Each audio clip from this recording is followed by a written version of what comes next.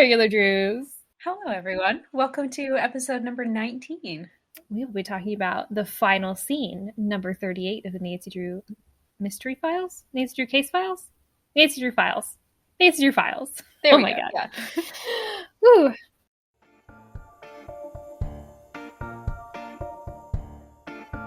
Well, aren't you a regular Nancy Drew? We sure hope so, and we hope you are too. Join us as we talk Nancy Drew cover to cover and click to click. Welcome to Regular Nancy Drew.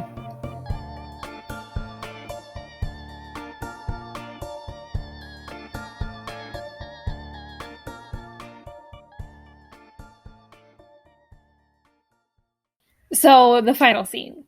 Oh my gosh. Oh my God. It's the final scene. It truly is. It's the iconic. final scene. It's the final Nancy Drew file we will be covering.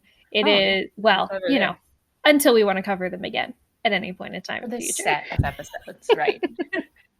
And it's just, I mean, the final word in Nancy Drew Files. It just really is. Mm-hmm.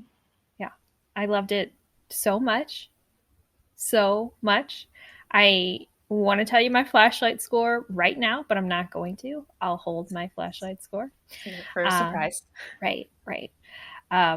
But yeah, no, just truly, truly amazing. I can definitely see why they adapted a PC game out of this one because it is good, man. Mm-hmm. It's good. So good. It was published in 1989, which I feel like we have, I don't know, maybe it's just because we've read a lot of the numbers in the 30s that we've read a lot of the ones that were published in 1989. I think The Suspect Next Door is either 37 or 39. I can't remember. So it's either the one right before or after this. Oh, well, it's after, I think, because I remember at the end, Nancy's Next Case, where they do that little snippet at the end is, Suspect Next Door. And even in the copy that I have, they have like a couple chapters of the River Heights, the first book in the River Heights series. Ooh, so, okay. Yes. So they were really pushing it around this time. So Yes, they were. Yeah. Okay. Very interesting. And the game, I believe, was released in 2001. Is that correct? Yeah, 2001, November 1st, 2001. Awesome. So yeah, that game was obviously based on this book. A lot had to change, I think, in order to make it into a game. But I think that the way that they did it honored the original book in a really good way. So yeah, I was happy to read the book for the first time. Yeah, I definitely agree. The game has a much more limited scope. But honestly, all the same stuff was in there. And so, yeah, it was really solid. I'm just always so surprised, and I don't know if that's fair or not, but at how good of adaptions the PC games are of these books. Like, because I typically played every single one that we've done, I played after I've read it instead of before. I have obviously played them before in the past, but I replay them after I read the file that it's based off of. And it's just so good. It's so faithful, and it's so creatively done. Like, to see how they have changed things to make sense and to fit into a video game. It's just very clever and very well done. So props to you, Her Interactive from 2002, 2001. Yeah. They were great games. And this was a great one to pick for a game as well, because we get the visual of, I think that the book almost, I'm not going to say it lacks anything because it really is an incredible book, but if it lacks anything, it's that we can't see how gorgeous this theater is. And of course we get that in the game. We get to see this beautiful artwork that they incorporated into it. It just makes it so perfect. So speaking of artwork, let's talk about the cover, because we were just talking about the cover. So the only critique, so the cover is probably the biggest critique that I have of this book. Oh yeah.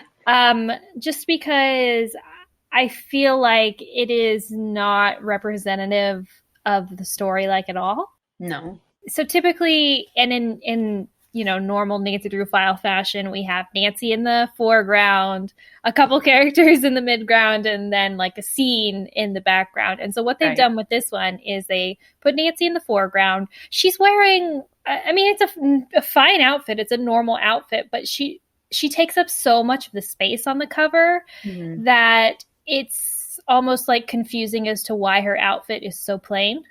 Yeah. It's just a plain pink sweatshirt. It's just a plain khakis. Yeah, and it seems like if you're going to make her take up that much room, she needs to be either wearing something more visually interesting or something that's relevant to the story in some way, which there wasn't any serious outfit or something that was relevant to the story. So it just seems like we'll just make her a little bit smaller. So there's that. But then also the people in the background, I'm assuming, are George and Nicholas Falcone. I would guess that as well. Yep. Just because of the way George is kind of like cuddled up next to Snuggling, him. Yeah. But the thing is that kind of plot point of George having a crush on Nicholas was such a small part of this book. And unnecessary, unnecessary. Like, if it was going to be anyone, which I understand, I guess maybe the reasoning why they didn't pick Bess and Brady is because obviously Bess was kidnapped, so she wasn't really in it for most of it. But the like point of the book was that Bess is obsessed with Brady. Right. Or they could have picked Joseph, or they could have picked literally any other character or any other situation. Simon and Deirdre, yeah. Right, yeah. Or Brady and Deirdre or something like that. Oh, that would have been good. Like the movie stars behind her. Right. But no, we get George and like Nicholas not Falcone. Even worried about her cousin, just flirting with Nicholas Falcone. Weird, very weird. And then in the background, what is supposed to be, I guess, the Royal Palladium does not look like an old theater to me at all. No, it looks like the 80s. Yeah. It looks like it was built in the 80s, and it's supposed to be like an Art Deco historic building, right? Right. I mean, I don't know if they said the decade that it was built. No, they didn't. But because, I mean, the whole book is about how it's similar to the PC game. If you played the PC game, it's about how there's a group of people trying to save this theater from being torn down. They're trying to like get the theater on the books as a historic building so that it will be prevented from being demoed in the future. And so, yeah, you would think the building does have some historical significance. And when you look at the picture of the building on the cover, it's like, what is that, a strip mall? Like, what? Yeah. You know? Yeah, so, meh for the cover. The cover is not representative of the juiciness that's on the inside, though. Because it is quite good. Quite good. Oh, yes. Do we want to do our 3 words? Sure. Kidnapping. Yeah. Ooh, crushes. Okay, yeah.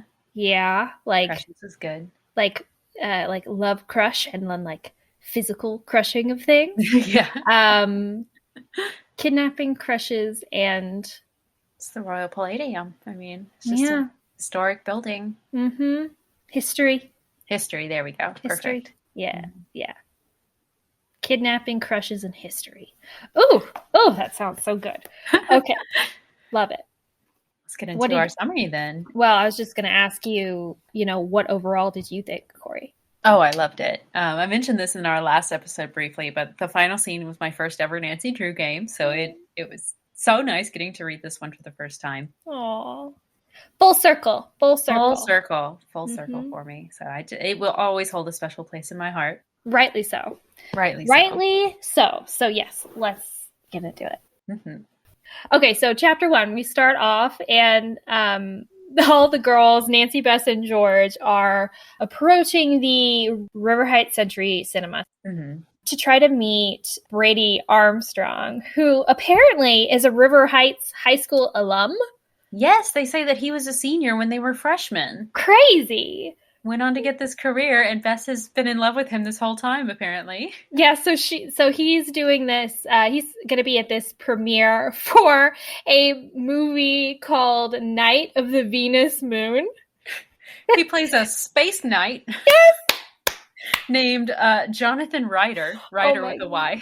God, have you ever heard of anything so 80s in your life? Oh, I know. Peak sci-fi. Yes. But anyway, so Bess wants to go to try to see if one, because she has a massive crush on him. 2, she wants to see if he remembers her. Right. As a freshman when he was a senior. So sweet.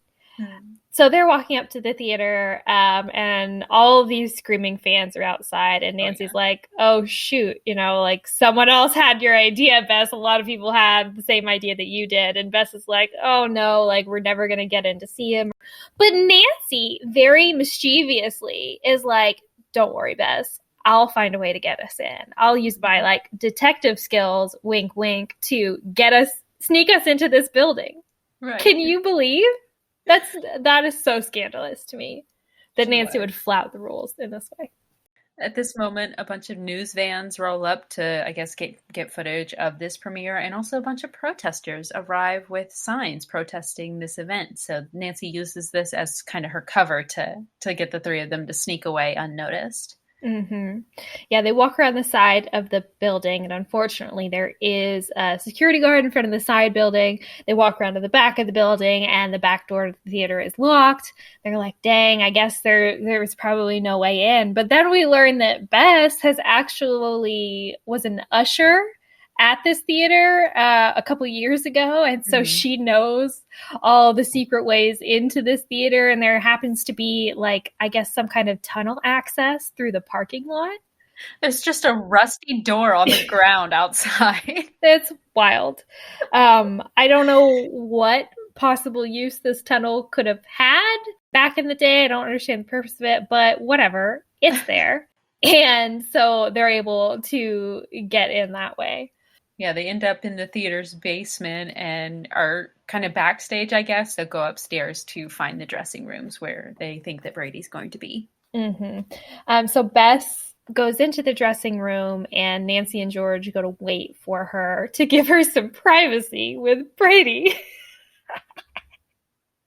Sorry. Well, because there's no one there. They knock on the door and there's no answer, but then they hear Brady and then like a bunch of, like, I guess his people around him coming down the hallway, and Bess they like panic. They're like, oh, we gotta go. So Bess just jumps into the dressing room, and Nancy and George go off to the women's dressing room instead. So funny.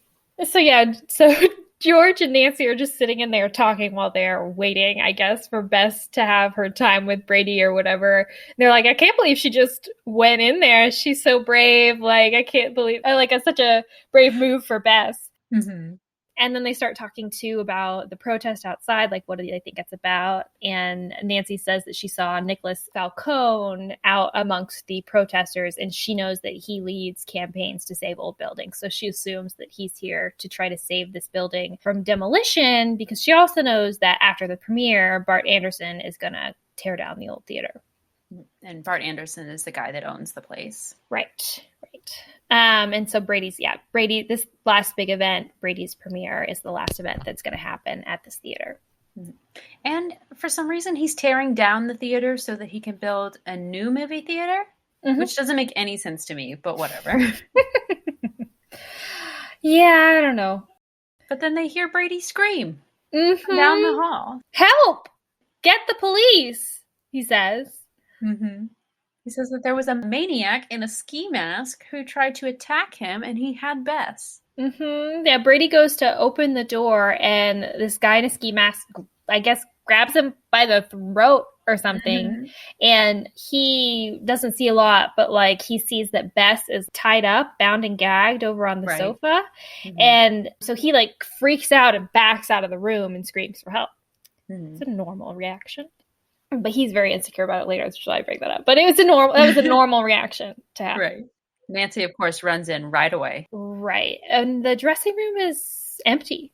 There's no Bess, no masked person, nothing. And so she comes out and starts to talk to Brady. And Brady recognizes Nancy. Yeah.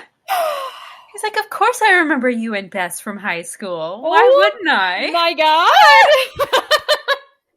So funny. But anyway, so she's talking to Brady, and then Brady is like, I'm sorry, I just didn't think. I wish I could have helped Bess, but I just reacted. I'm sorry. And then at this moment, 3 other people and also an entire crew of people come into the hallway, I guess, because they heard this scream. And it is Deirdre McCullough, who is the co-star of Brady in this film, Joseph Hughes, who works at the theater, and then a man in a... Right. And then a man in a sport coat who they don't know. And so Brady explains to them and everybody what happened. And Nancy tells Joseph, who they know because we're in River Heights. The theater is in River Heights. And I guess this is a common hangout spot for Nancy and her friends.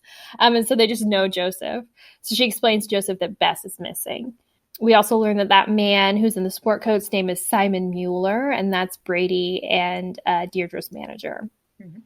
Simon is extremely rude, talks down to Brady like he's a child, essentially, and essentially wants to make the whole thing about his movie. Why are we taking the focus off of my stars? Who cares about this kidnapped girl? Mm-hmm. Yeah. But Brady says basically what led up to this kidnapping. They had just been outside. They were coming into the building with local politicians and quote unquote dignitaries. What? Like, who is that? I don't even know. But they're leading everybody inside. Brady says he has to go change for the premiere. And so Deirdre shows everyone to their seats. And so Brady is heading back to the dressing room. And then he opens the door and the whole debacle happens. So he says that he opened the door, and when he opened the door, the lights were off. So he turned them on, and he saw Bess sitting on the sofa bound and gagged. And a man in a ski mask attacked him. And Nancy says, "Are you sure it was a man?" Woo! Yeah, Nancy. Thank you, Nancy. We appreciate our gender equality, and just the assumption that someone in a ski mask is a man is a huge assumption. So way to go, Nancy, for challenging Brady. And he says actually that he doesn't know, he's unsure, but he assumes it was.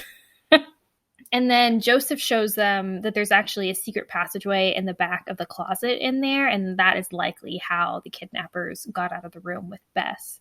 It leads to the ladies' dressing room, and so obviously George and Nancy are like, well, we were just in there.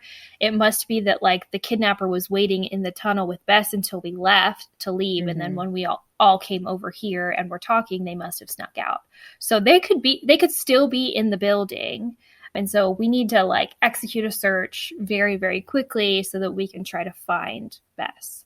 Joseph does also say that the tunnels were originally built so that they could have like romantic rendezvous in the hallways behind the stage, which, fun fact, originally did get written into the game but was cut. That is cool. Yeah, probably too scandalous for what a young girls would be playing, but so fascinating. Possibly just irrelevant as well, because it doesn't really make any difference to the mystery itself. True. True. Yeah. Anyway, so at this point, Simon, their manager, is like super, well, he was rude before, but now he's rude again. And just like unconcerned about the possibility or, that Bess is missing. I mean, he makes like snarky comments to Nancy about how it's like, well, she's definitely still in the building. Like there's a big commotion outside, building surrounded by police. It doesn't make any sense for Bess to have been moved from this theater yet. And Nancy is like, well, as awful as you are, it's kind of a good point. And so she decides that she needs to go call the police in Joseph's office, which, okay, also, is kind of a turn from what we would normally expect in a Nancy Drew file. She like pretty much immediately contacts authorities, which is atypical. Like normally she would just try to solve it herself, but I'm sure that it has to do with the fact that like this is Bess that's missing, It's not just some stranger. And so Nancy is very frantic and, taking it as seriously as possible, which also just goes to show you too, though, that like, Nancy, did you not try as hard as you could to help solve other people's mysteries? Sounds like it. Maybe she's just like a little panicked because, I mean, it's more personal for her. So she's going to be in a different mindset than she is of like, okay, let's go find this missing girl. It's like, oh my gosh, we have to find my friend right now. I mean, it's definitely the right decision to make, especially considering how imminent all of this is. Like this just happened. Like Bess is could still be in the building. Like this is very dangerous and it's a kidnapping, it's not like weird threats have been showing up to the officer or something. But so yeah, I think it's appropriate. I just find it interesting to note that this happens right away in a Nancy Drew file. So So she does. She goes and calls the police, and then I think it's during intermission, actually, which it's strange for a movie to have an intermission, but whatever. She overhears Simon on the phone when they're, I think, leaving Joseph's office, or he's in the lobby or something, essentially using this kidnapping for publicity, trying to get more news people out to come see this premiere because of this kidnapping, which is extremely slimy. He also books a couple of hotel rooms for Brady and Deirdre because he wants them to stick around in the area so that Brady can basically play the hero to try to help find Bess and save the day for good press for him. So Nancy calls the police, but she calls specifically Detective Ryan. Who apparently is like a close personal friend or something. And I just thought it was such an interesting choice to choose Detective Ryan over Chief McGinnis. But yeah, there's like no Chief McGinnis in this story. The only police contact that we have is Detective Ryan. Right. We do get some other good guest stars later, so stay tuned. That's true. We do. So yeah, then Nancy goes into the lobby and Nicholas bursts in and he says, Joseph told him about the kidnapping. Is it true? And Nancy's like, yes. And then Nicholas says, oh, great. Awesome. There's no way they'll, demo the building now that there's possibly a missing girl. And Nancy's like, excuse me? Like, what are you talking about? And so Nicholas talks a little bit more. He says that his great-grandfather helped build this theater. And so that's why he cares so much about trying to preserve the history of this theater, was because his great-grandfather was involved in building it. And his grandfather did all the plaster work. Yep. Yes. All the designs for the theater. And it's at this moment, as Nicholas and Nancy are talking, that Joseph runs up. And he says that he got a call from the kidnapper on the phone in the projection room. And he said that the kidnapper said that Bess is safe, but if you let them tear down the Royal Palladium, I guarantee you'll never see her again. Dun, dun, dun. And so they talk a little bit about that. I think, is it Nicholas or someone says that the Royal Palladium is not what the movie house is currently known as. And so it's a weird thing for the kidnapper to have said. Right. He does clarify that did used to be the name before they changed it to Century Cinema or whatever. Right. Joseph also says that the voice was muffled on the phone and he couldn't really identify if it was a male voice or a female voice or old or young or anything like that. And then also it's at this moment that the police show up and burst in, and they're able to start organizing a search to look for Bess. At this point, Nick also does, or I don't know if Nick or Nicholas. They call him Nicholas the entire thing, but for some reason in my mind, he's just Nick. But he says that he needs to go check on his grandfather because he's been calling him and he was supposed to come meet him at the theater, but he's not answering the phone. And Detective Ryan is like, nobody goes anywhere. We're putting this building on lockdown, but I'll have this officer escort you to your grandfather's house, go check on him, and then come back. Mm-hmm. It's at this moment, too, that Nancy is like, Nicholas has a massive motive for potentially being the one to have kidnapped Bess. He wants to save this theater. Now he, sketchily needs to, leave the theater. Right, very odd. Is going on, right? Right. So Nancy just notes upon that. But then, so it's hours later, they've done a search. There's still no sign of Bess. Nicholas shows back up at some point, and his grandfather was fine, but just didn't hear the phone ringing for some reason because he was outside working. Yeah. But they're in the lobby, and Bart Anderson storms in, and he is basically pointing the finger at Nicholas, I can't believe, I know this is you. You're just trying to delay this demolition. And Nicholas is like, no way. No one from my committee would do something like this. But it's just to note that Nicholas and Bart have this very strong animosity towards each other right from the beginning. Bart says, I don't care if you deny it. This theater is coming down on schedule 1 month from today, either way, whether this girl is in the building or not, whether we found her or not. Yeah. Nancy is obviously very frustrated by this because, does no one here care about human life? Seems like, in my friend's life. But so she and George decide to do one more search because they have to. Bess is missing. What are they going to do? Give up? Right. So they go back and they search the women's dressing room once more, and they find a black ski mask with red trim, like tucked into the couch or something. And this is really strange. It's confusing because they had searched here already, and Nancy is really confused as to how they could have missed this mask earlier. And so it seems as though someone must have planted it in this dressing room afterwards to make them think that Bess is still here in this building. So George and Nancy go to the lobby, and my gosh, Nicholas runs in again. I guess he does that a lot. He just runs in. And he says, so Bart Anderson is so mad that he moved up the demolition to 3 days from now. Which, like, logistically, I don't even know how easy that would be. Because you have to get the city involved, there's permits, there's contractors that have to be scheduled. Mm-hmm. How do you just do this on a whim because you're mad at Nick Falcone? Mm-hmm. Well, it just doesn't feel very realistic, but definitely obviously not. It ups the pressure on Nancy a lot. 100%.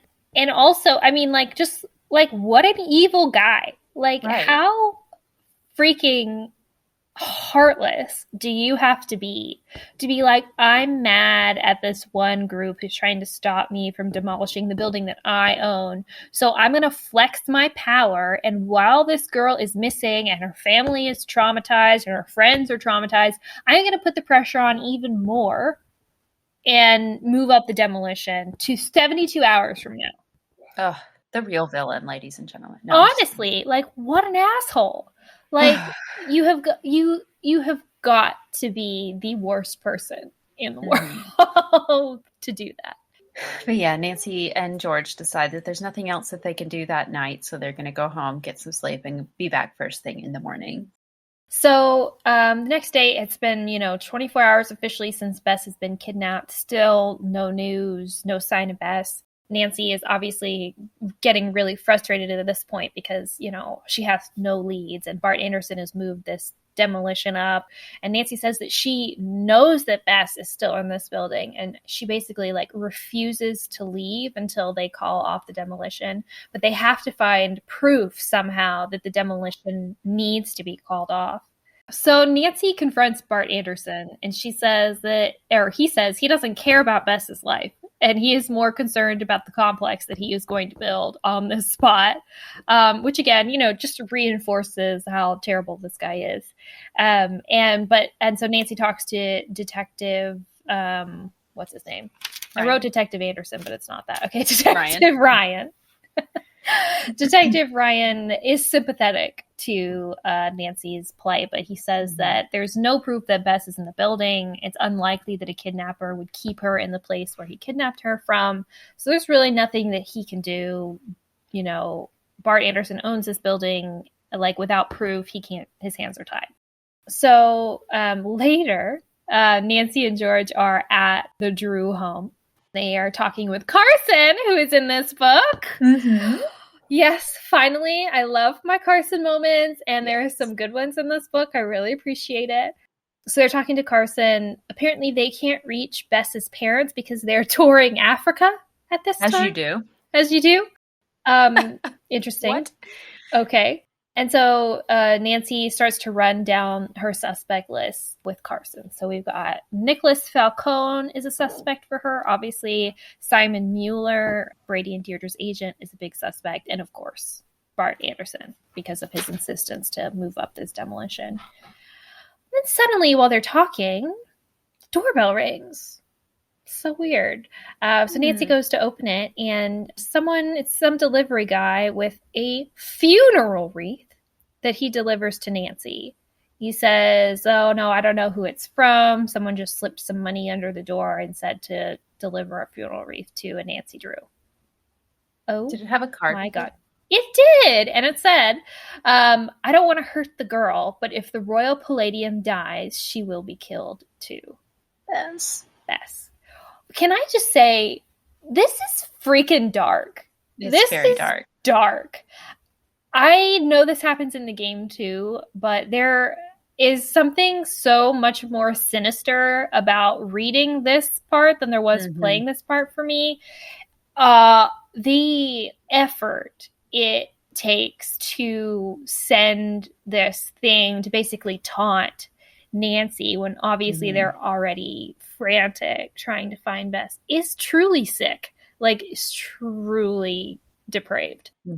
And so it's just very affecting to read it and to think about what you must feel when someone buys you flowers to commemorate your missing friend who's not dead yet, but is going to be dead.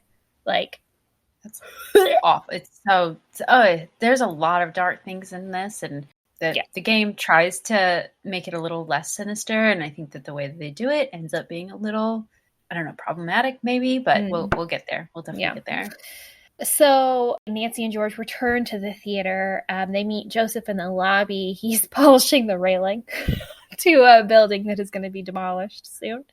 And he tells them that he found something last night while he was vacuuming in the ladies' dressing room. And he shows them, he pulls out, it's a rhinestone earring that Bess had been wearing. So, I know, very sad. But Nancy is like, okay, yes, this is it. This is the proof that we need, that Bess is still in the building. So she calls Detective Ryan, and Detective Ryan says, sorry, it's not proof that Bess is in the building right now. It's just proof that she was in the building earlier. Which, like, logically, it's fair. Yeah. I understand it. But my question here is, what kind of proof are they going to have to get? Right. Aside from, like, one of them, like, seeing Bess, or I don't know, like, what kind of proof can you prove if it's not an object? Unless the kidnapper is like, she's in the building. Which also isn't proof. Right. Right. How do you, it's not like they can prove these phone calls after they happen either. So. Right. So I just think that's interesting. But anyway, Detective Ryan says that he's going to leave some police officers at the theater to keep searching for Bess. So, like, he hasn't given up on Nancy's idea or whatever. He just can't really do anything about it. Right. But it's at this point where Nancy's like, right, okay, we are really short on time. We now need to get really serious about our suspects. We need to drill down on them. So she tasks George to kind of ask around about Nicholas. And she decides to focus in on Simon Mueller. So George goes to talk to some of the picketers about Nicholas, and Nancy goes to track down Brady to talk to him about Simon. She follows the screams of the fans, which I thought was hilarious. To find him, and finds him sitting in, like, the theater auditorium. He says that he came to the theater early because he couldn't sleep because he was so worried thinking about Bess being missing. Aww. And he feels responsible for it because he was the last one to have seen her. What a nice departure from the game, though. He actually cares. Yeah, he's not a massive asshole as he is in the game. So Nancy starts to ask him about Simon. And immediately we get, like, this switch from being, like, this sweet, sensitive guy to being very defensive. He doesn't want to talk about Simon, won't say anything bad about him, is basically like, no, Simon gave me, my start in Hollywood. He's a great manager. Right. Yeah. I'm not going to say anything bad about him, is what he says. But he doesn't say he's a great guy. Nope. But at this exact moment, we see the curtain in the auditorium start to wave a little bit. Like there's someone behind there or someone moving back behind the stage. So someone is eavesdropping on our little conversation here. So Nancy quietly sneaks onto the stage. I think, at this point, Brady has left. He leaves. And Nancy sneaks quietly onto the stage and pulls the curtain aside, steps back there. She doesn't see anyone because it's really dark, but she feels like someone is watching her from the shadows. It's a very creepy. Yeah. But, what is she going to do? If someone is back there? And so she turns to leave. And as she goes to leave, a stage light cracks off, falls to the ground, and Nancy dives out of the way. And she covers her head. And she doesn't get hit by the stage light, but she is showered in little pieces of glass from the stage light. Yikes. Awful. Jinx. Close call. Mm. And just then, a distorted voice comes over the PA system and gives another warning to Nancy, telling her that she needs to stop searching for Maya. She needs to work on getting the building saved. You said Maya. I did, and I wrote Maya in my notes, didn't I? Wow. That's hilarious. She needs to stop searching for Bess and start focusing on getting the theater declared a landmark or stopping the demolition in some way. Yeah. But but because this message has come over the PA, Nancy knows that the kidnapper is in the projection room. In the projection room above the auditorium. Yeah. Sorry, that's a Mean Girls quote. So she races, through the auditorium, into the lobby, up the stairs, yanks open the door of the projection room, and it's empty. So 15 minutes later, I don't know why specifically they noted that it was 15 minutes later, but it's 15 minutes later. That it's, yeah. And Nancy has decided that she is going to go to the hotel where Simon and Brady and Deirdre are all staying, because she is determined to get answers from Simon at this point. So she goes to the hotel. She calls up to his room. There's no answer. And so it's kind of like, okay. Could he have been at the theater just now? Could he have been the one that was in the projection room? Was he the one who dropped the stage light on me or whatever? So she can't find Simon, but Deirdre, she sees, is in a booth at the hotel restaurant. So Nancy decides to take advantage of that and goes in to talk to her.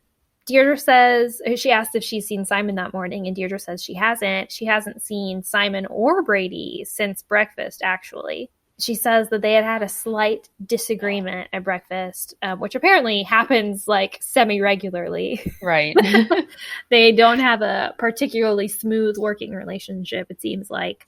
Simon is always pushing Brady to like do publicity things that he doesn't really want to do. Deirdre says that he is actually not someone who craves the spotlight too much. He like hates the attention, apparently. But also she says that fans like follow him and try to grab him and rip his clothes, which is like, yeah, who would want to do that? Yeah. Nobody. That's disgusting behavior. But so this morning, Simon had asked Brady to ride around in the limo and like search for Bess as like this publicity stunt or whatever. And he didn't want to do it. Because he said that actually Brady wanted to go back to the theater to look for Bess more at the theater, apparently, and for quote unquote old time's sake. Right. Weird. He has some memories of this theater for some reason, so that's significant. Yeah. So Nancy asked Deirdre, like, what do you mean old time's sake? And Deirdre gets really squirrely and like won't say, and says, oh, I gotta go. I have a hair appointment that I have to get to for a publicity date that I have to go on with Brady tonight, which is also weird. But yeah. She does also mention that Simon has called a press conference for later that afternoon. And I guess she's going to ask her something about that. But then George calls and says, come back right now. Bess is still in the theater. So Nancy rushes over to the theater, runs up to Joseph's office, and George and Joseph are both in there. And apparently they found proof that Bess was still in the theater. They had been looking below the stage and heard this like tapping noise and crying. So there's apparently a secret door that goes into the orchestra pit. So they went into there and they show Nancy all of this also. So they walk down there as well. And apparently there are like warm-up rooms off of the orchestra pit. And George had checked them last night and they were all empty, but they checked them again today.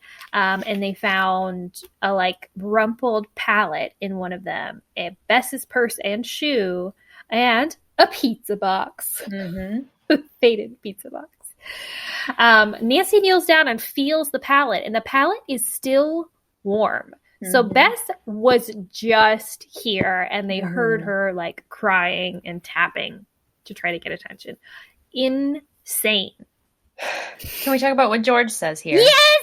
Oh my gosh, yes, I made a note to talk about this. I'm so mad about this. George cracks a joke about Bess's pizza consumption because there's a pizza box on the floor that has a few pieces of pizza left in it. And she says, I can't believe there's still pieces of pizza left in the box. It's like mushroom and pepperoni or something. Bess would never leave pieces of pizza in a pizza box. George, what the hell? Something must be wrong with Bess if she doesn't finish a whole pizza by herself. Your cousin is missing, George. What is hell? wrong with you? They try to play it off like, oh, you could tell that George was really hurting inside when she said it because she was like strained when the way she said it was like not like it wasn't delivered. It was delivered in a certain tone or something. But like, come on. I guess George's coping mechanism is humor, but bad humor. Bad humor. Bad jokes. Bad jokes, George. Mean jokes as well. Yeah. Like, you wouldn't say that she would say it to Bess's face. Yeah, she would say it to Bess's face, especially in her absence when she's missing and could be dead for all they know by this point. Oh my gosh. It's truly bananas. And it's just so upsetting because we talked about this before too, because it's like, I want better for George. Right. Like, I feel like we only ever get to see these bad jokes and these like George tearing Beth down. And it just feels like I don't want to not like George Fane. I feel like there has to be some redeeming qualities and we just don't get them. And I don't know, is that because she doesn't have them or they don't give her any? What is that about? There's not much for us to work with here. Oh. I want to like her, but... Yeah. Anyway, so Nancy rushes to call Detective Brian. And so the police organize another search. They search again and still no Bess. Mm-hmm. So Nancy thinks that the kidnapper must be basically like constantly moving her around to avoid being found in these searches. Nancy apparently also called Nicholas, Simon, Brady, and Deirdre when she went to go call the police, and none of them answered their phones. Which I'm like, okay. This is not proof that any of them were present. We're just there, right?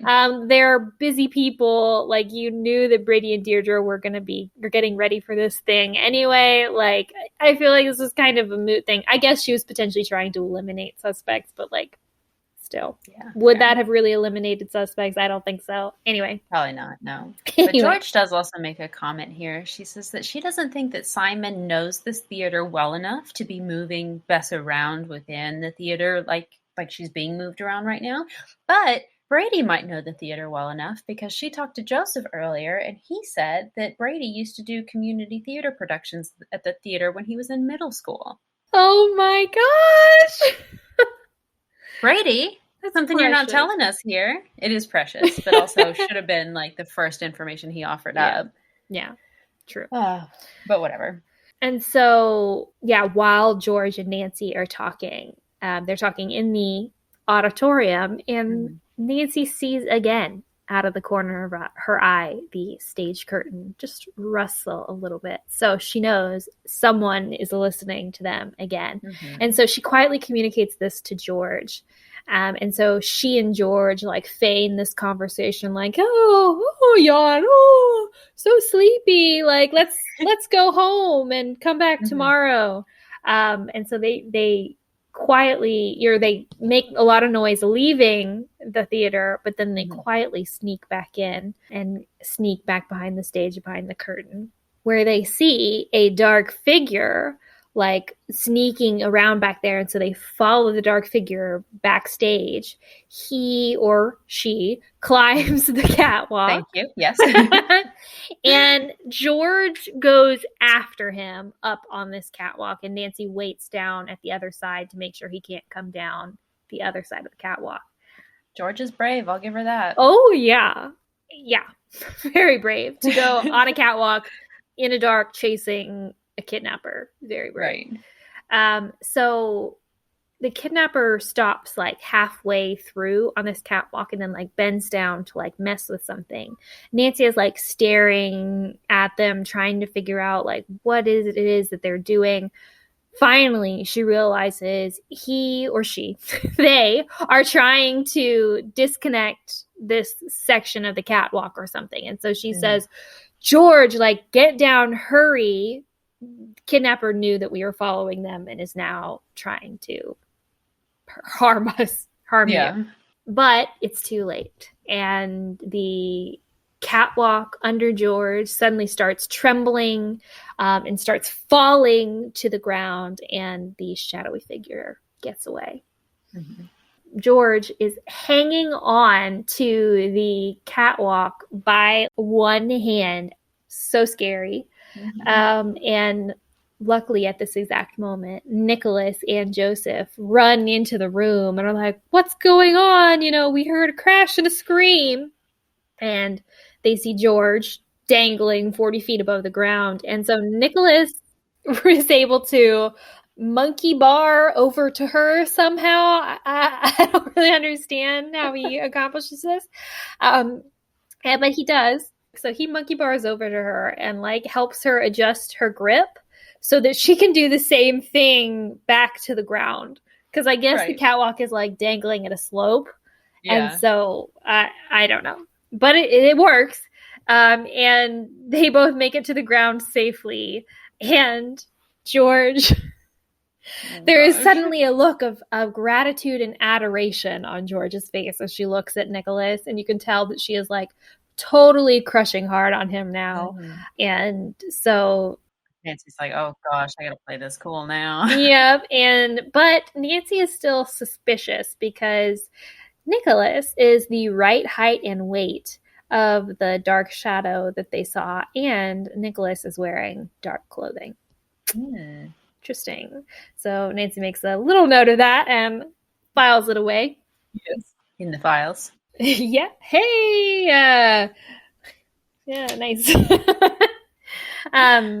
So later at the press conference at the hotel, Simon is up announcing this reward for Bess's safe return to everyone, which is seemingly a good thing to do, but you can tell it's just an opportunity for him to get Brady in front of people of the press and, make him seem like this hero who's been diligently searching for Bess, who was kidnapped from his own dressing room.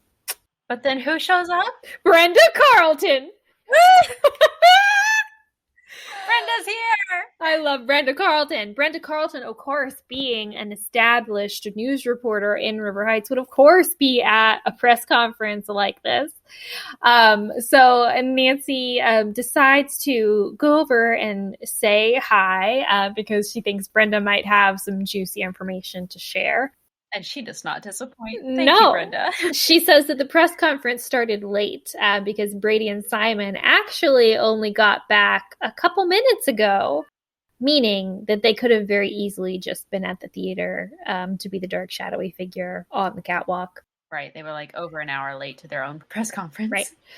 And Brenda also asks Nancy, like, hey, what do you think about this kidnapping Michigas or whatever? And Nancy is like, what do you mean? You don't believe it? Like, you don't believe that it's real? And Brenda says that Simon has been very close to quote unquote other kidnappings. Brady is apparently the third client that this has happened to. And so, no, she doesn't believe it. She thinks that this is a publicity stunt from Simon. Brenda leaves, and Nancy and George decide to follow Brady and Deirdre to the hotel restaurant to ask where Brady and Simon were before the press conference. But as they approach them, they overhear Deirdre telling Brady, if you don't tell Nancy, I will. That girl's life could depend on it. Deirdre! Yeah. So Nancy steps forward and she's like, excuse me, tell me what? And like Brady doesn't want Deirdre to say whatever it is she's about to say. He's like trying to like keep her quiet, but it's at that moment that Simon comes over and is like, hey, you two, you ready to go on your date? And Deirdre like clams up and like runs off in tears, basically. And then there's like this argument between Brady and Simon. Brady's like, she's just stressed out because of all this publicity stuff. Like, we don't want to go on this stupid date. And Brady and Simon kind of go off on each other. Simon even tells Brady that he shouldn't be worrying about any of this stuff because it doesn't involve him. So why does he care about Bess so much? Maybe because you made him involved, Simon. Right. Oh my God. What an ass. He's supposed to be the hero that's offering all this cash for Bess's safe return, but he's not involved, so don't worry about it. Yeah. Anyway, so Deirdre clearly has something that she wants to tell Nancy. And so Nancy asks George to stick around at the hotel in case she decides to open up and to be available in case she wants to do that. But so Nancy decides to go back to the theater. And when she goes, she notices that Nicholas is not with the picketers. So she decides to go inside and call his grandfather. When she gets into the office, Joseph is there. And so she starts talking to Joseph a little bit. But the phone rings and it's Deirdre.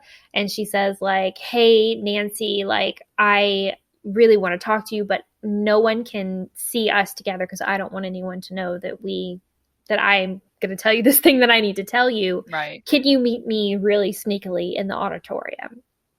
Nancy's like, yes, absolutely. I will be there. And so she tries to say, okay, I'm going to just go search the building one more time. But Joseph won't let her. He's like, well, okay, I'll come with you. But Nancy obviously wants to talk to Deirdre alone. And so she tries to brush him off, but he is not easily brushed off. And she says, okay, well, if you're going to search the theater again anyway, I'm just going to go home and go to bed. And he's like, yes, great. Go get some sleep or whatever. Mm-hmm. And so Nancy again fakes leaving the theater and sneaks back in. Oh, it was so funny. Yeah. But she does go meet up with Deirdre. Yes, so I wrote down. So Deirdre tells Nancy that she overheard Brady refusing to do some publicity stunt for Simon when they first arrived. Deirdre thinks that what she overheard him refusing to do was this kidnapping attempt, because normally Brady wouldn't be so adamantly against it, which I don't know. I don't really understand because we've seen him be adamantly against some other things that Simon asked him to do, but he was really adamant about it. And so she thinks that this was this kidnapping attempt. And Brady won't say what it was that he refused to do because he doesn't want Simon to drop him as a client. Right. But Deirdre leaves, and it's at this point that Nancy hears a creaking sound that suddenly gets louder and louder and louder and sounds like metal screeching against metal. And so Nancy goes to investigate this. Okay, I have to read this because I think it's one of the most intense points in the book. And so I just want to read it. So yes, please. Nancy goes to investigate this sound. It's up on the stage, and abruptly the sound stopped. Nancy stood quietly waiting, straining her ears, but only thick silence greeted her. A flash of silver above her made her flick her eyes up just in time to see a heavy object come falling from the ceiling. A movie screen hit her then, striking her on the head. Nancy fell to the floor. As she lay there, she felt a suffocating darkness close in. She tried to move, but her legs were pinned under the screen. She tried to scream, but she couldn't make a sound come out of her throat. It was a nightmare. Then the darkness became a black void that swallowed her, and she slipped into unconsciousness. Nancy! Never before has there been such a description of an accident or some kind of physical thing that happens to Nancy. So I just had to read it because it is intense. It's a great description there. I love it, but it's intense. Mm-hmm. So Nancy's unconscious, and that's the end of the chapter. When she comes to, Kori, where is she? She's in the ICU. She's in the hospital. Can we get some kind of fanfare or trumpets or an applause for Nancy finally getting medical attention? But oh my gosh. What? But not for long. Yeah, not for long. Yeah, we'll get there. Gosh. We'll get there. But also, it wasn't Nancy who got herself to the ICU. It was someone else who called. Right. Yeah, Deirdre had not yet left the auditorium, or she was still in earshot to hear this crash happen and rushed back and found Nancy and called the ambulance for her. Yeah.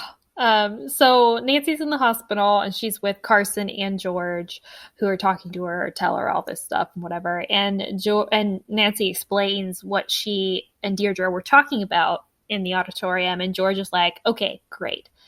What Deirdre said is proof that Simon is the one who is behind all of this. And right. Nancy is like, I mean, he's a strong suspect, yes, but still, I think Nicholas is maybe the one who's behind it all too. You know, he knows the theater. He has like this strong connection with his family or whatever. And then it's from at that exact moment that there's a voice in the doorway that's like, wow, I can't believe you think that I would do something like that. And it's Nicholas, and he's standing in the doorway, and he overheard everything that Nancy said about him. He had brought a box of candy for her, and he was like, I came to say that I hope you recover quickly, but like, it's nice to know that you think so little of me. And he like throws the candy on her hospital bed and like storms out. Awkward. Yeah. But I mean, to be fair, you have to consider all the suspects. But anyway. Nancy decides to check herself out of the hospital against her doctor's wishes because okay, to be fair, I get it. Her best friend is missing. We have a deadline here. We have a serious deadline. I get it. But very classic Nancy Drew to just completely ignore her own injuries to solve a mystery. Single-minded Nancy to the end, you know? Right. But there are only 7 hours left until the demolition, so we do have to move fast here. I don't understand this part, though, because she checks herself out and she goes home to be tucked into bed by Hannah. Yes. Yes, she goes home. Hannah's like, I'm going to make you some soup. And then as soon as she leaves the room to go make the soup, Nancy leaves. Well, kind of. The phone. So Nancy, my gosh, this is so strange. One, because I don't understand. She goes home with the expectation that Hannah is going to like make her stay in bed all day. So why check yourself out of the hospital and go home if you need to investigate this situation or whatever? Like go somewhere else. But anyway, she goes home. And she also calls Carson and tells him that she checked herself out of the hospital. Carson gets like furious at her over the phone, which makes sense because he's her father and like cares about her physical well-being, whatever. But, you know, he is ultimately understanding because Nancy is like, you know, would you stay in the hospital if I was missing? And Carson's like, no, I would not. So fair enough. But so then Nancy has like this realization that what they need to do is they need to go to City Hall to find the theater blueprints to try to see if there are any hidden rooms in the theater they haven't searched yet. And I just don't understand as to how this wasn't the original plan to search everywhere.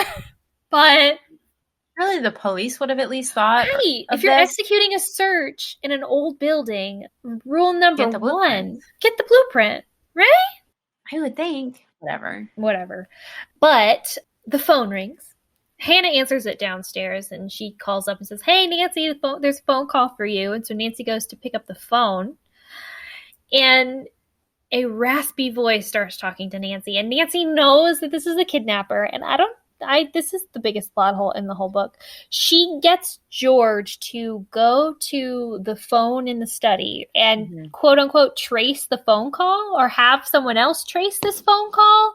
I have no idea how this worked. I think we're just supposed to know that George is our tech girl and she can do this kind of stuff. Okay. I was very confused because I was like, are they having George call the police to trace this phone call? Because how can you call the police if someone's on the phone right now?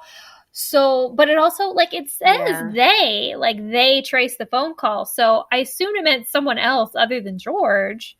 And so I was like, Hannah would know. Who's doing this? Yeah. Maybe the writer wasn't too familiar with how phone call tracing works and just left it intentionally vague so that they didn't have to explain it. Also, like, I feel like it takes like a significant amount of time to do that. Like, I don't know. I just know what I see in TV shows, right? And it's always like, you need to keep them on the phone for this amount of time so that we can trace the call or whatever. And they're not on the phone for that long. They just have like a couple sentences back and forth, and that's like it.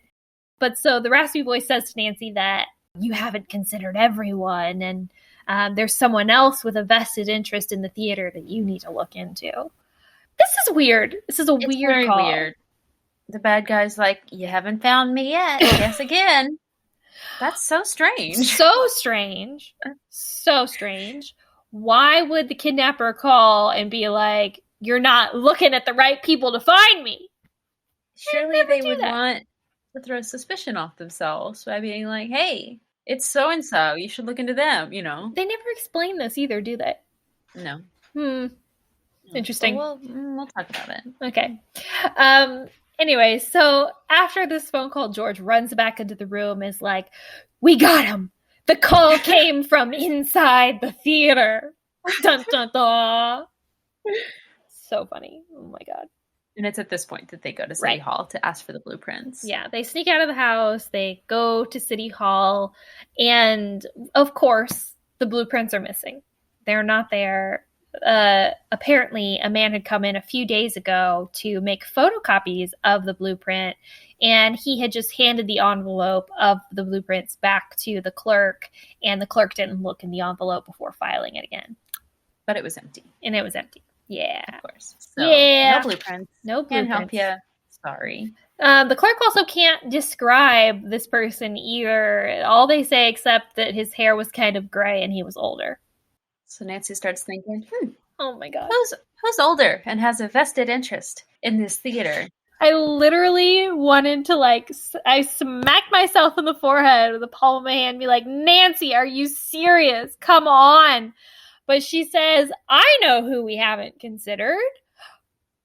Louis Falcone. Grandfather of Nicholas Falcone. Oh my God. Nancy. Artist from the original theater. Oh, so yeah. So they go straight to his house to question him. Mm-hmm. So they talk to him, and he agrees that, I care a whole lot about the theater, but I didn't kidnap Bess.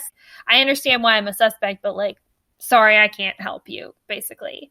Yeah, he's very straightforward, very honest. Mm-hmm. But while they're there, they see a picture of Nicholas with Joseph and Louis. And Nancy, I guess... I don't know. I guess just realizes that they are all friends and all know each other, right? But again, we don't have any proof that Louis Falcone is involved in any way. So Nancy decides that they should go question Nicholas further, and so they decide to drive to his apartment. When they get there, the door is slightly ajar. No, never a good sign. Yeah, in no. The Nancy Drew book. No. They knock a few times, but no answer. And so Nancy pushes the door open, and the apartment is in a state. Tables overturned, lamps broken. Everything is crazy and disheveled. It looks like there's been some kind of struggle.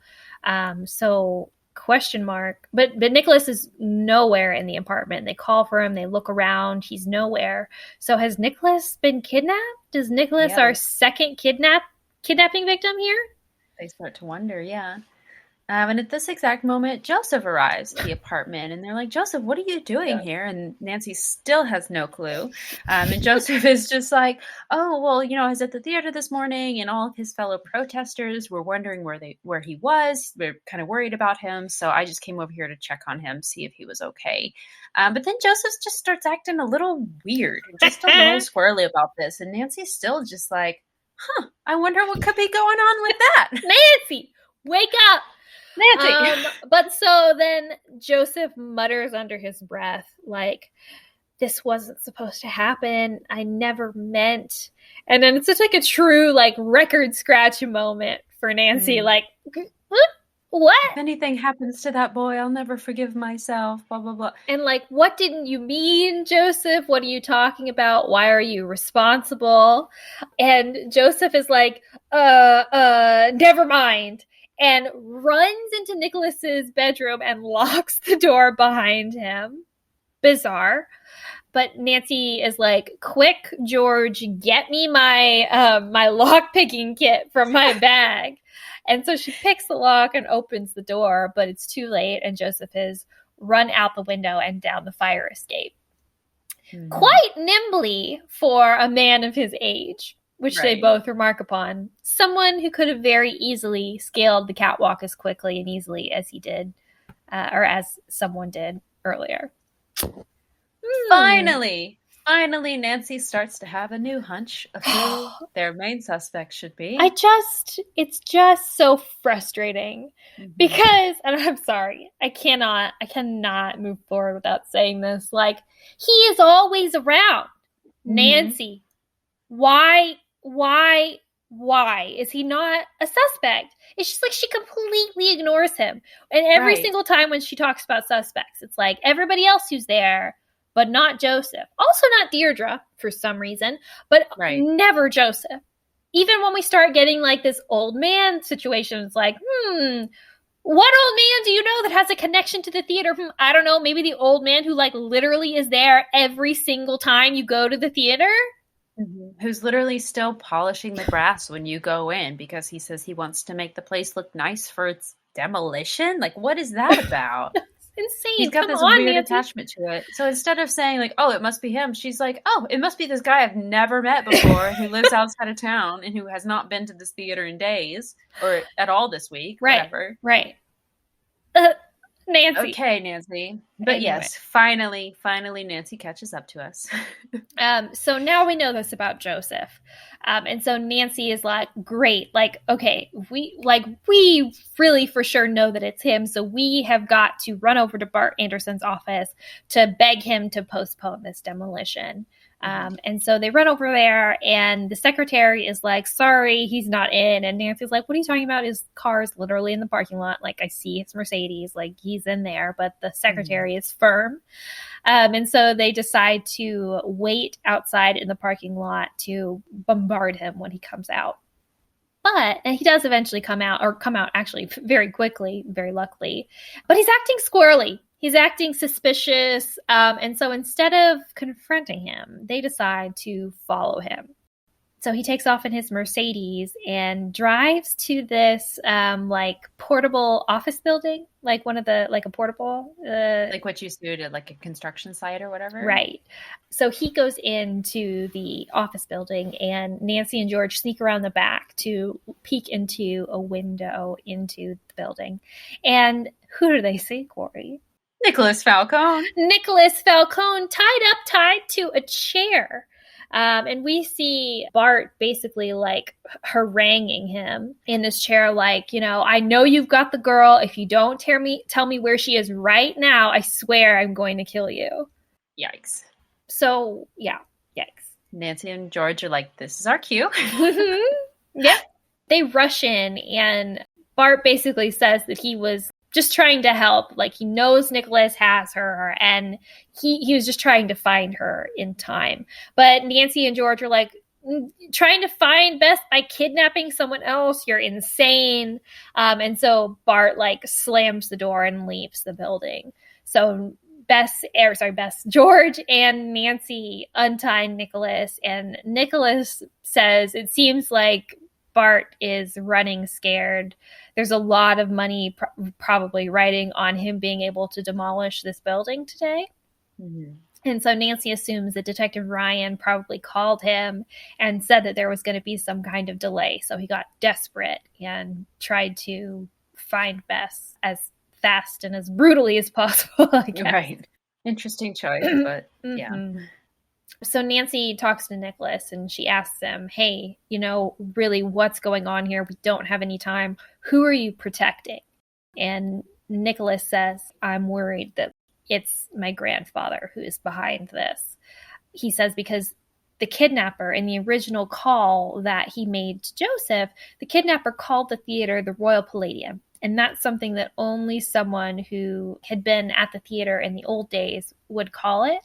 And Nancy is like, oh, well, Joseph was also there in the old days. I saw a picture of him with your grandfather. I know they both, you know, have ties to that theater from the old days. And also, we only have Joseph's word that the kidnapper called at all. Like, nobody else heard that phone call. Nobody else knows anything about that. Also, he could have rigged the PA during the kidnapping as his alibi. So, like, we don't even really know that he was up in that projection booth at the time Bess had been kidnapped. Right. Yikes. For how much checking she does on where the suspects are and, like, figuring out their whereabouts, she does nothing to figure out where Joseph is at any point in time. No. She, like, completely ignores him, like, entirely as a suspect. It's wild. So it's at this point that Bart Anderson bursts back in. And I don't even really understand his rationalization for this, but he says he has moved the demolition up to 15 minutes from now. I think his thought process was he still thinks Nick is guilty or somehow associated. And so by moving it up, he's going to somehow force Nick to be like, oh, yeah, I'll tell you where she is. But obviously that's not the case. So Nancy's like, what have you done, you idiot? This is what's really going on. You have to get us back to the theater now. Mm-hmm. So they do. They speed back over there. They race back over all in his Mercedes, which I think is hilarious. Yes. They don't take Nancy's car. They take Bart's Mercedes. And he has a car phone. And so they're like calling, the construction people or whatever, trying to reach them to say, call off the demolition or whatever. But nobody answers. They get to the theater. There is already a big wrecking ball, like rigged up to about to swing, and they try to yell out to stop them, but no one hears them, and they let the wrecking ball loose, and a wall of the theater just crumbles in front of them. Nancy does have a quick thought as she's jumping out of the car. She asks Bart if he has a tape deck in his car, and he does, so she grabs a cassette so that she can bluff in a minute here. Yeah, she says she's going to need it to convince Joseph of something. So they run, both Nicholas, George, and Nancy all run into the theater amidst other people's protests of like, no, it's not safe. It's literally under demolition right now. They run in anyway. And they split up to try to find Joseph. So George goes one way, Nicholas goes the other, and Nancy goes straight into the auditorium. She says she has a feeling that he is going to be in there because it is the heart of the theater, and Joseph would want to feel like he was there. This man is ready to go down with his ship. Yes. Sinister. It's haunting. So she goes into the auditorium and confronts him. But he runs, basically. He runs for it. And there's this massive chase scene. He disappears into the dressing room.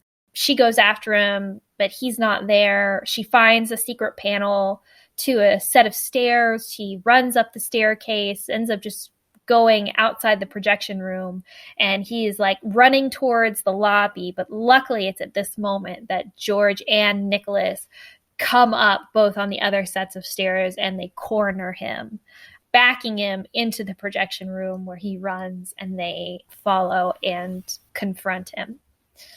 Yeah, so this is where Nancy she pulls out this tape and is like, Joseph, we know that you're responsible. We know that you did this.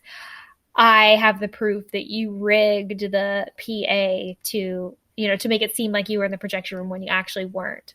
Right. And he glances to the side. And so Nancy clocks where he's looking, and he's looking at where the actual tape of his recorded voice is. And she reaches over and she's like, shwink, like, now I have the proof that you did this. Very clever. Way to go, Nancy. And we're looking around the projection room, and we find the blueprints that were stolen from City Hall as well. So we know that Joseph did that as well. So they're like, Joseph, you've got to come clean. We, at this point, they were able to halt the demolition because Bart Anderson had stopped it because they had run in and everything.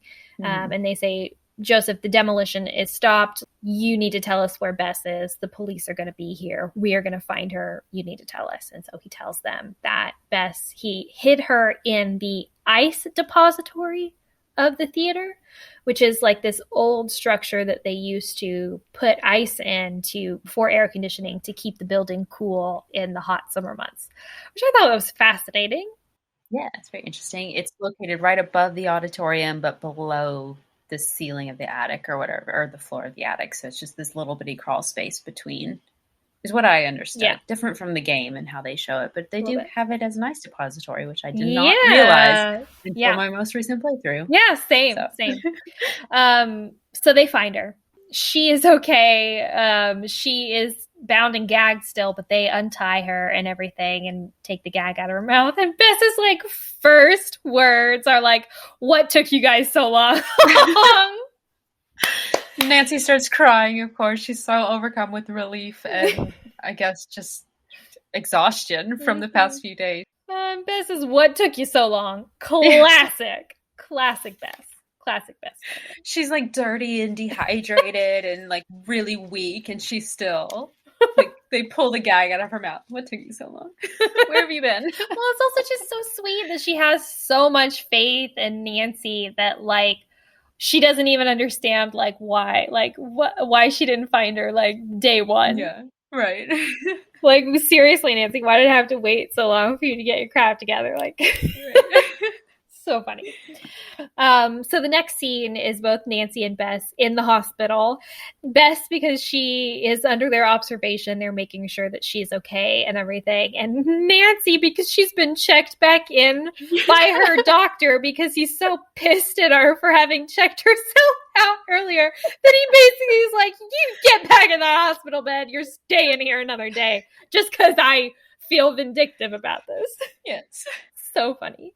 But Carson arrives with some homemade cookies from Hannah. Very Get well sweet. soon, basket. Thank you, Hannah. You angel. So they're talking a little bit, and we learn that Joseph has been arrested. He tells the police that he didn't even mean to kidnap Bess. He meant to originally kidnap Brady because, Kori, he thought that boys were like made of harder stuff than girls and wouldn't have like taken it so badly and like would have been fine throughout the kidnapping. So it's better to kidnap men? Oh my God. Implying that it's fine to kidnap. It's just that we shouldn't kidnap women because they're weaker. And so Joseph had like told Bess this. And so Bess felt like responsible for like putting on a brave face to like change his opinion of girls. Did you read that? This is not your responsibility. Wild, like truly wild framing of that sexist ideology. Bess also says that she didn't even know that it was Joseph, that he kept her blindfolded the whole time. And so she didn't even know that he was her kidnapper until after, they rescued her and Nancy told her. Yeah.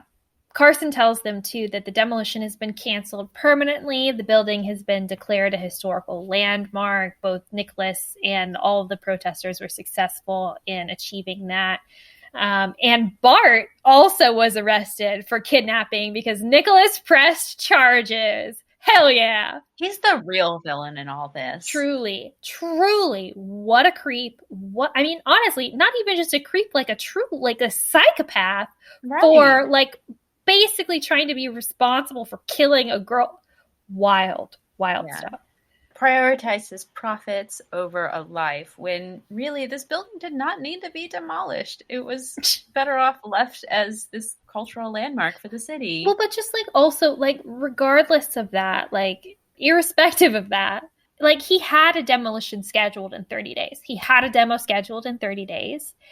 And it's only when the kidnapping happens that he moves it up to 72 hours and then moves it up again to like 15 minutes from now. It's like, why on earth would you do that after a girl has been kidnapped in that building?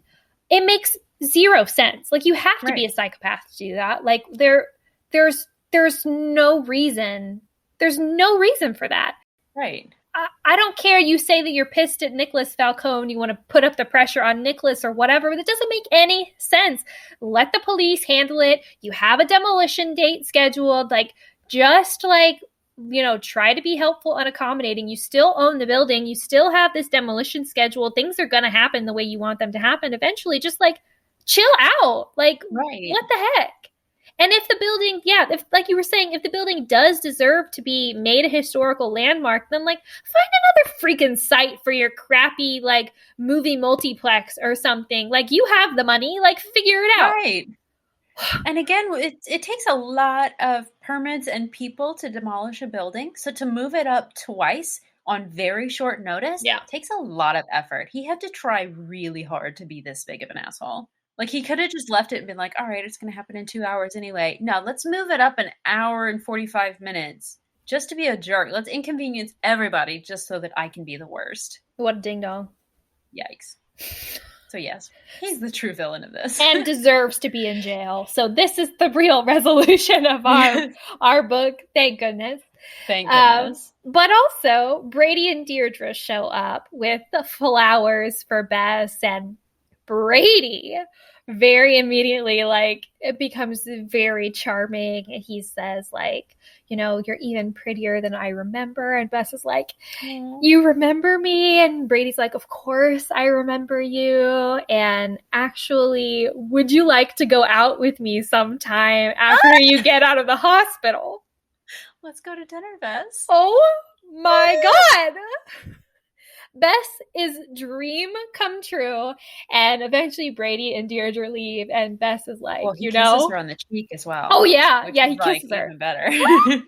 And Bess says, you know, it was almost worth it getting kidnapped just to meet Brady Armstrong. Oh, Bess. Classic Bess. Oh, Bess. Wow. So thank goodness our girl is safe. I would have lost it if anything had happened to her. I don't know. Yeah, I would have quit. I would quit Nancy Drew forever if something happens to Bess Marvin. Yeah. Oh my goodness. Honestly, guys, so good. Mm-hmm. So good. There was not a single moment of reading this book that I wasn't like chewing my fingernails, just frantically reading. The time crunch that they gave this book, like the 72-hour deadline, so effective. So effective. Mm-hmm. So good. Really raised the stakes. There is nothing like a timeline to raise the stakes. And it was very successful in this book. What a great one. Mm-hmm. What should we talk about first? Let's get into it. Well, there is a little fat shaming moment at the very, very end here. We might as well just address it now, since we already addressed the pizza at the very beginning. Yeah. Or not the very beginning, but when they find the pizza box and George makes the crack about it. So yeah, they're talking about Carson, and he brought Hannah's cookies, and Bess is like, oh yay, I'm so happy I haven't had cookies in days. I feel like I haven't eaten cookies in years, basically. And Carson's like, oh, didn't Joseph feed you? And she goes, just the pizza. He didn't want to leave the theater to go get groceries, so he just kept ordering more pizza. Nancy and George start laughing at this. Yeah, and then later when Deirdre and Brady show up, they're like, hey, this looks like a party. Can we come in? And Nancy says the more the merrier. But Bess wants to know if you brought pizza. Why do we have to do this to her? Okay. She was literally just kidnapped. This is one of the most traumatic things that can happen to you as a person. Imagine being blindfolded, gagged, and bound. You don't know who your kidnapper is. You don't know what they're going to do with you. You don't know what they want from you. You probably don't even really know where you are. You can assume you're still in the theater, but you don't know that. You don't know that. All you're eating is mushroom and pepperoni pizza. Of course you would say you don't ever want to eat pizza again. And they start making fun of her for this. Yeah. They start laughing and giggling about this. Of course she's not going to want to eat that ever again in her life, because it reminds her of one of the most horrible things that has happened to her. Bess, you never have to look at another pizza if you don't want to, and you don't deserve to be teased over it. It's truly sick. And I just don't understand. I mean, okay, I say this, but I do understand why they do this. I just disagree with it. I think it's awful. Yeah. Like, I get that, like, this is Bess's character trait, and for whatever reason, we have to remark upon that in every single book. But it just feels so insidious, because the way that they show it is that, like, not only are we supposed to read this as normal or like this kind of language as being normal and funny, it comes from her best friends. It comes from her supposed best friends, which is just like, what is that supposed to mean about how we look at ourselves and our own bodies? Like, if when I read these books, I see a lot of myself in Bess, right? Like I love food. I don't want to go into scary situations. I care a lot about my friends and stuff. Like I feel closest to kin to Bess. So when people tear down Bess in this way and talk about Bess's weight, and your best friends talk about it and treat you like garbage for like, flip-flopping about stuff, like that means that like I need to treat myself that way. And it's like, no, what a crappy message to send to people who are reading this. Like what a crappy thing to do to young girls. And it's not just that they're doing this later on. This is like what, probably an hour after she's just been pulled out of this ice in the hospital. She's in the hospital. She's literally in the hospital, and they're making fun of her. Yeah. There's probably only those two instances because those are the only times when we actually, deal with this in the book. Sure. If she were in it more, we'd probably see more of it. So yeah, at the beginning, we can talk a little bit about the beginning. Let's see. George is like being rude to Bess as per usual. Bess is like dressed up to see Brady, and George is like, you must have a whole can of mousse on your head. A hurricane couldn't budge your hairdo. It's the 80s. You're supposed to have a whole can of hairspray on your head. Bess is like, she's nervous and like she's like fiddling with her clothes and stuff. She's clearly self-conscious, and George makes her feel worse about herself. And she just says, come on, guys. Like, I haven't seen Brady Armstrong since I was a chubby little freshman. Like, I want to look good. And her friends are making her feel like crap for wanting to go see a movie star and look cute. Like, it's just so shitty. Yes, you look amazing. Don't let them tell you what you can't wear. Well, and it's also like, it's freaking normal to like want to look nice and like be excited about seeing someone that you kind of had a crush on, and like want them to like think you're attractive, and that's so normal. Yeah. Especially when you're going to a big event anyway. It's human nature to desire that kind of like connection and stuff, and for them to like be making fun of her about it. It's like, I can't believe you care about this kind of stuff, Bess. It's like, I can't believe you're a human being, Bess. Obviously, clearly George and Nancy are not. Clearly they're either like some demigods or like just like trash people. I'm sorry. It's really annoying to me. The like poking fun at her for being boy crazy, I almost find more irritating than the fat shaming. The fat shaming is very problematic, and I totally agree with that. But something about the like picking at her for being boy crazy eats at my soul. George can never say another freaking word about the boy craziness after her cousin goes missing, and then she spends her time getting mad at Nancy for accusing a boy she might have a crush on. Or not even accusing, but like rightfully looking into a very reasonable suspect. And George gets mad at Nancy because, I have a crush on him. Don't question him. I'm sorry. What a hypocrite. Yeah, very hypocritical. That whole romance plot was very unnecessary. Yeah. Because George should have had nothing else on her mind but finding Bess. Yeah.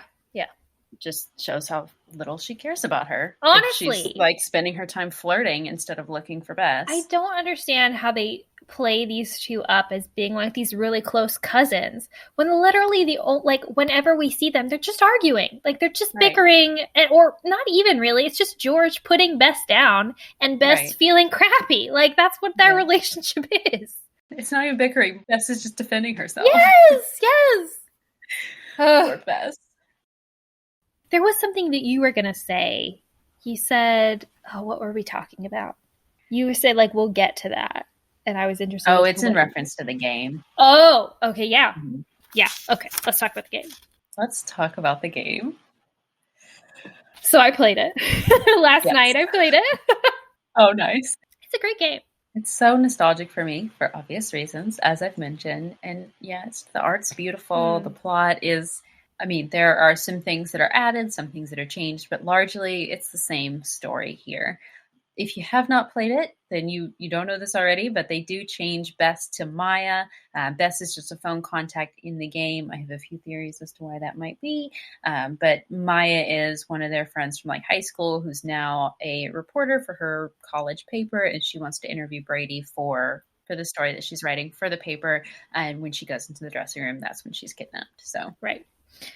So yeah, same setup, just different kidnappee. We even have the same 72-hour deadline, but there is no Bart Anderson in this one. There's just some elusive owner who actually turns out to be Brady Armstrong. Yeah. But so they basically combine those characters, which I think is smart and makes a lot of sense. They do also add in a Harry Houdini side plot where it's not a former music hall. It used to be a place where magicians performed at this Royal Palladium Theater. So Harry Houdini was part owner of the theater with Brady Armstrong's ancestor. J.J. Thompson. J.J. Thompson, who he inherited it from. Yeah. Which they changed that name for no reason, but we do also have a few name changes as well for some of our other characters, like Simon Mueller becomes Simone Mueller. They turn her into a woman. And then Louis Falcone is Louisa Falcone. Yes. So it's his grandma, not his grandpa. I love it. I love it so much. I appreciate the gender swapping so much. And like, I remembered Simon to Simone, or when I read it, I realized that they had changed Simon to Simone, and I appreciated that. But when I replayed it last night, I remembered that it was Louisa Falcone, and that she was the one who was like the artisan who crafted the moldings for the theater and everything. I was like, yes. Thank you, Her Interactive, giving us a few more girls in this story. It was a very male-centered story. There were not a whole lot of women in it. Just Nancy, George, Bess, and Deirdre. Very briefly, Brenda and Hannah. Oh, yeah. Very, very, very, very briefly, though. Yeah. Interesting. Yeah, all of our suspects were really men, and all of like the moving and shaking of the theater and the goings on at the theater were all of the men in the story.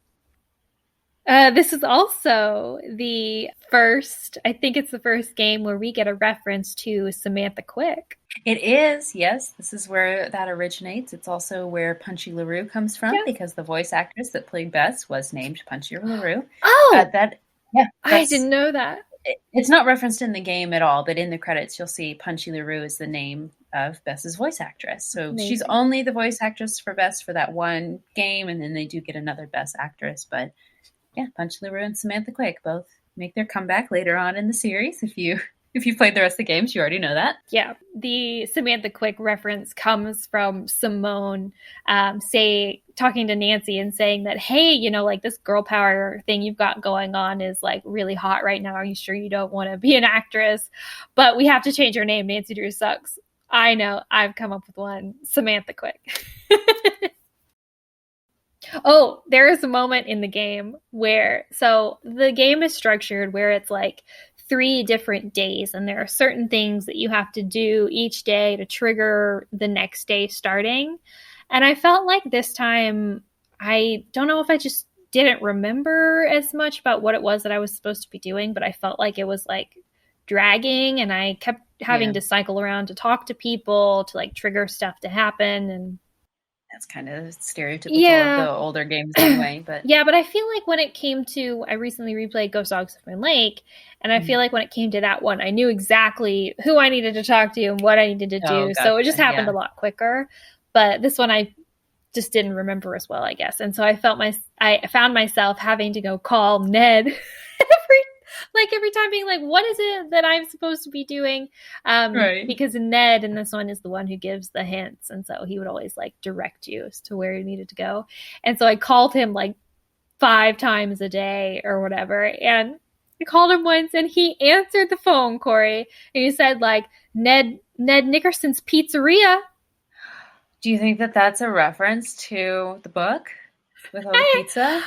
I don't know. They had the pizza in the game too, but it's either a reference to the pizza in the game, or it's a reference to the fact that Ned and Nancy have this creepy pizza aphrodisiac thing going on, where Nancy. That's definitely what it is. Yes! Why did my mind not go there first? Why else would you answer the phone when your girlfriend calls pretending to be a pizzeria if it didn't turn her on? That's definitely what it is. Yeah. That's definitely what it is. That's hilarious. I wish I had written down exactly what it was he said, because it was actually quite funny and quippy, but I was so like distracted by it that I was so shocked that I was just like, that it like switched like the text before I could jot any notes down. But it was yeah, Ned pretending to be the owner of a pizzeria, and Nancy like places an order at the pizzeria, and I'm like, it's happening. That is hilarious. What is happening? If you don't know what we're talking about, go listen to High Marks from Alice. We will explain all. Oh yeah, no, so fascinating stuff. That's definitely what it is. Mm-hmm. Now that we've noticed this, we're going to see it in everything now, I bet you.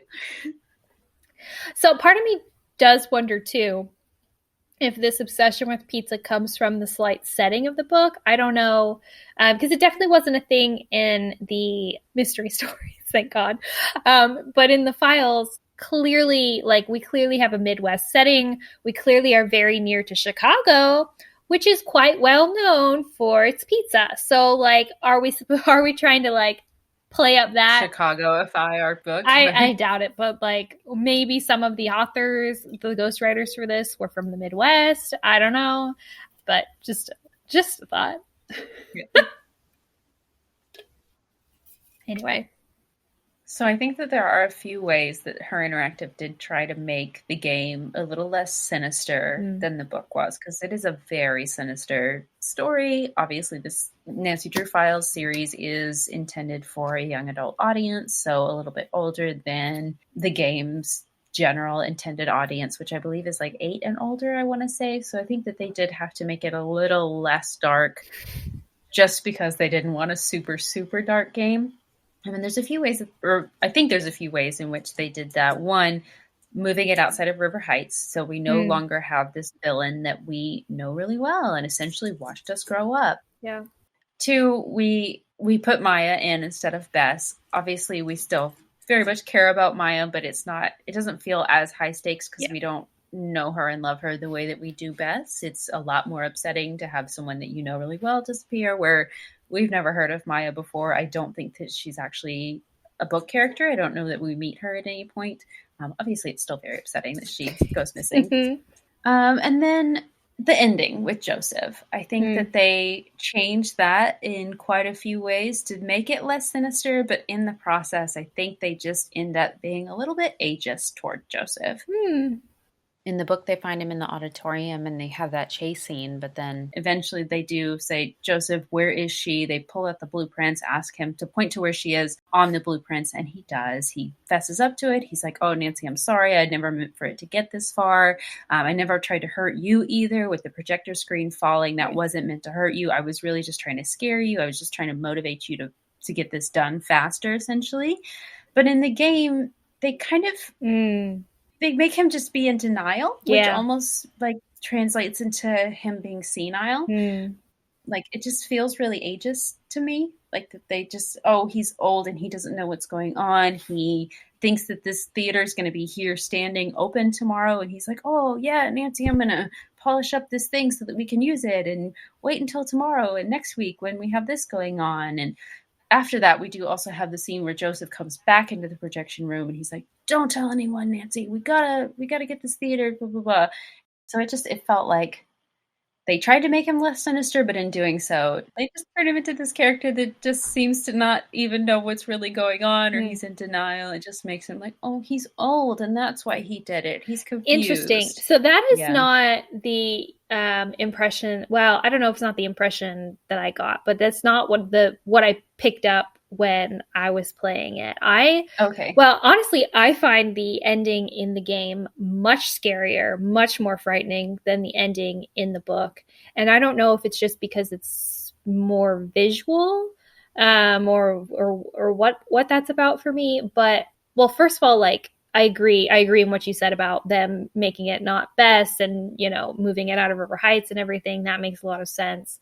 And even kind of the way they deal with the funeral wreath is different. Because in the books, we don't actually, I don't think it's not Simon who sent it. I think it literally is Joseph who sent it. It is Joseph, because he admits to it at the end. Right. He said, I didn't do that to scare you. I just did that to motivate you to, you know, try to get this place declared a landmark faster. Yeah, but in the PC game, it's Simone who sends it to try to like drum up press for it or whatever, Right. which I think makes more sense. It makes it less scary, right? Less threatening.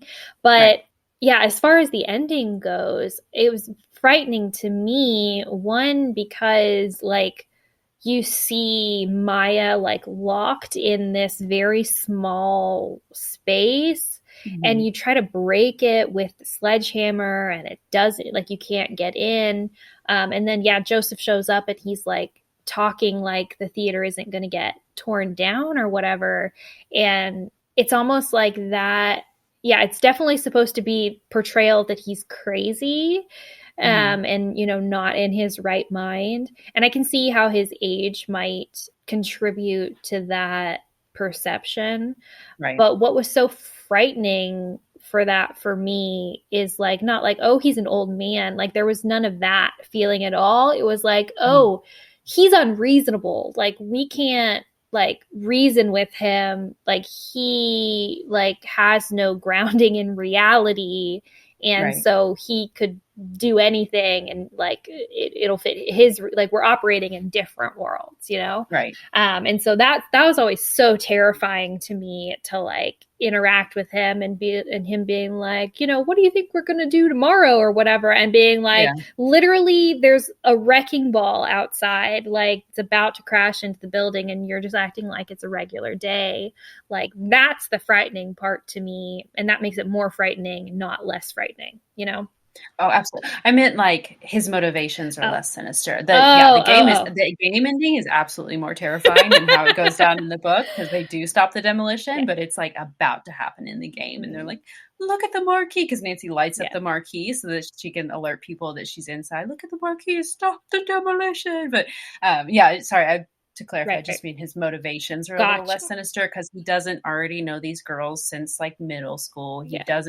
He's not like, oh, I'm going to kill her. He's more like, oh, I really genuinely believe that this theater is still going to be here tomorrow. So she's not in danger in his mind, if that makes sense. Right. No, it does. Yeah, that does. More sympathetic of a character, I think, to make him quote unquote crazy or have like, you know, memory problems or something of that nature. Right.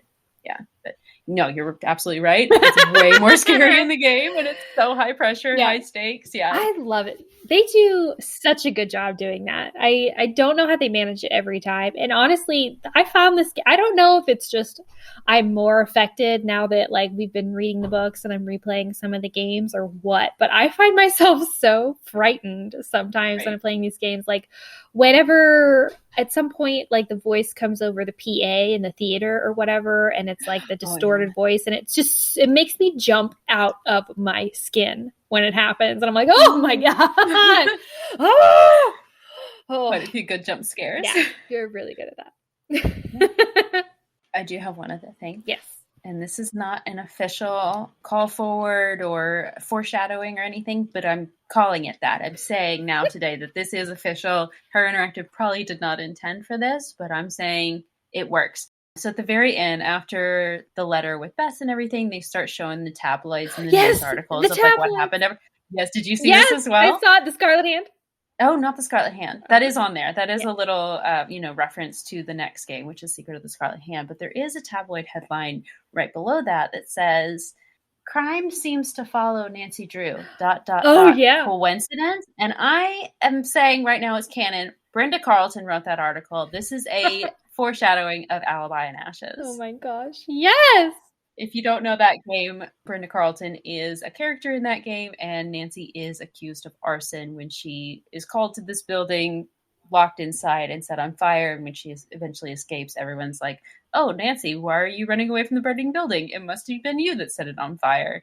And so Nancy has to clear her name, basically. And so I'm saying that this is oh my gosh. I'm calling it. Yep. Yes, that's lovely. Yeah, I noticed that too, but I didn't think about it in context of like future games and stuff. Yeah, that's hilarious. Oh, because Brenda's not in the game at all. She doesn't make an appearance in the games until that, which I think is like game number 25 or something. Yeah, it's a later one. So 20 games later from this one. So she's not referenced at all, but I'm saying now she wrote that article. Speaking it into the world so that everybody knows. Yes. It fits. I mean, I just love Brenda Carlton. I love her as a recurring character. I love her as a villain. I love it. I love it. Okay. Should we score it? Okay. Big reveal. Know what my score is going to be, Kori? I have a suspicion. 5 out of 5 flashlights. Kori, this is definitely a 5 flashlight. This is the best Nancy Drew file that we read. Oh yeah, it's so the good. Best one. It's so good. It's better than Shockwaves, which is not technically a Nancy Drew file, but it's better than that. It's better than Stay Tuned for Danger, which I think is like the other highly rated one that we have. We rated, what else? High Marks for Malice. We gave a 4.5 or a 5 as well, I believe. Yeah. This is better than High Marks for Malice. If I could give this 6 flashlights, I would give it 6 out of 5 flashlights is what I would score the final scene. So good. This is a historic moment. Our first ever over 5 score.